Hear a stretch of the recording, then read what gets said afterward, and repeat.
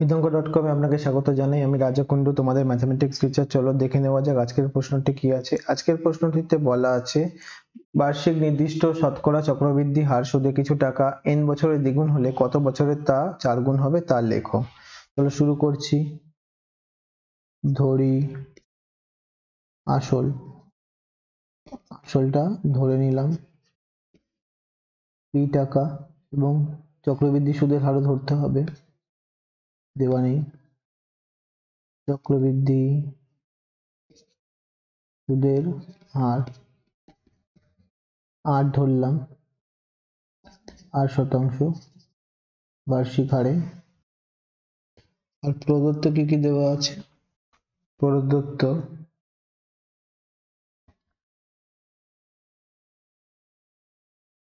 প্রথম ক্ষেত্রে p টাকা n বছরে দ্বিগুণ হয়, তাহলে p into 2 মানে 2p টাকা হবে n বছরে। সুতরাং n বছরে সমূল চক্রবৃদ্ধি হবে, সমূল চক্রবৃদ্ধি হবে লাগবে না, সমূল চক্রবৃদ্ধি কত হবে সমান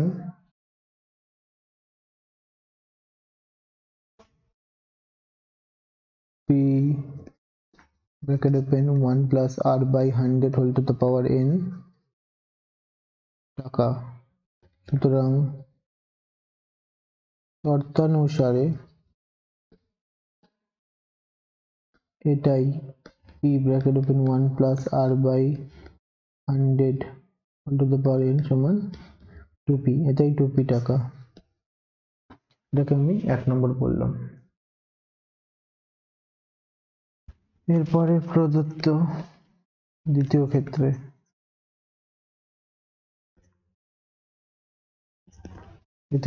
কি ধরি, দ্বিতীয় ক্ষেত্রে সময় লাগবে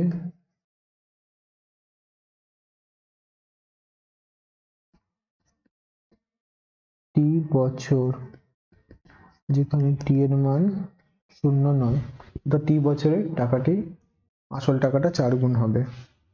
তাহলে সেটা লিখে দেবো। এই ক্ষেত্রে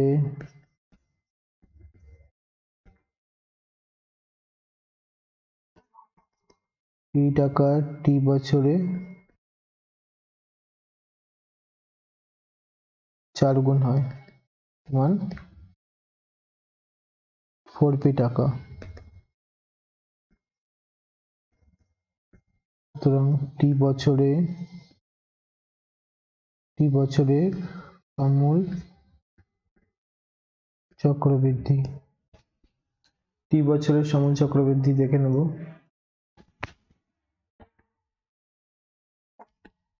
1 plus r by 100 whole to the power t। সুতরাং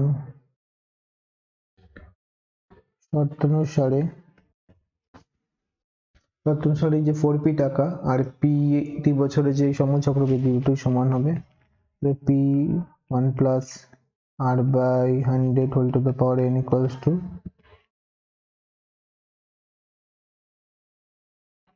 4p।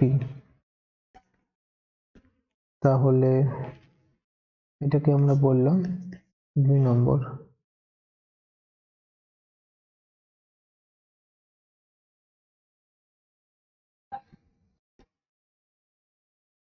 তাহলে 1 নং থেকে কি পাই আমরা? p bracket open 1 plus r by 100 whole to the power n equal to p,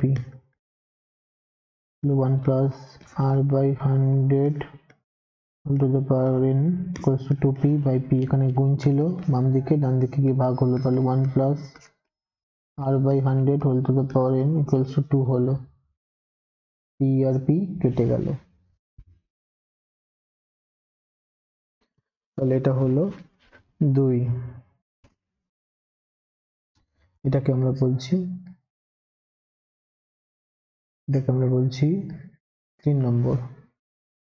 ঠিক আছে, তাহলে আবার 2 নং থেকে পাই। 2 নং কি আছে, p bracket open 1 plus r by 100 whole to the power t equals to 4p।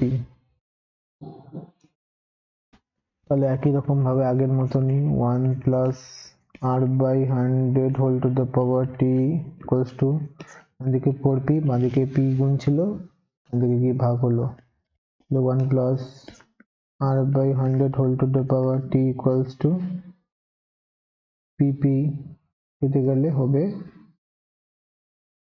4। তাহলে আমরা 4 কে কিভাবে লিখতে পারি,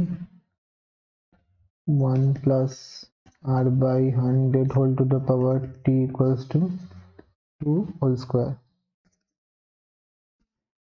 1 plus r by 100 whole to the power t, 2 এর মান হচ্ছে plus r by 100 whole to the power n তার হোল স্কয়ার। এটা আমরা কোথা থেকে পেয়েছি, এটা আমি পাশে লিখেই দিচ্ছি পরিষ্কার করে। এটা পেয়েছি 3 নং থেকে, 3 নং থেকে পাই। তাহলে 1 plus r by 100 whole to the power t equal 1 plus r by 100 whole to the power 2n। সূচকের সূত্র অনুযায়ী a to the power m whole to the power n হলে a to the power mn হয়, অর্থাৎ সূচকগুলো গুণ হয়ে যায়। তাহলে বাম পক্ষ এবং ডান পক্ষে একই নিধান পেয়ে গেছি, সেটা লিখে দেবো। সুতরাং বাম পক্ষ এবং ডান পক্ষের তুলনা করে পাই, তুলনা করে কি পাই, তুলনা করে আমরা এটাই পেলাম যে যেহেতু নিধানগুলি মানে বেসগুলো, এই যে 1 plus r by 100, 1 plus r by 100 নিধানগুলি সমান, দুটো ক্ষেত্রেই সমান হচ্ছে বাম পক্ষে ডান পক্ষে, তাই আমরা বলতে পারি যে তাই সূচকগুলির মান সমান হবে, যেহেতু নিধানগুলি পরস্পর সমান। সুতরাং আমরা দেখতে পাচ্ছি এখানে, যেখানে যেভাবে দেওয়া আছে আমাদেরকে, এই অনুযায়ী আমরা দেখতে পাচ্ছি পরিষ্কার ভাবে যে এখানে t আছে, এখানে 2n আছে, তাহলে t আর 2n দুটোই পরস্পর সমান হবে। এটি আমরা লিখে দেব। সুতরাং t সমান হবে 2n বছর, অর্থাৎ 2n বছরে টাকাটা 4 গুণ হয়ে যাবে। Thank you for watching vidhanko.com।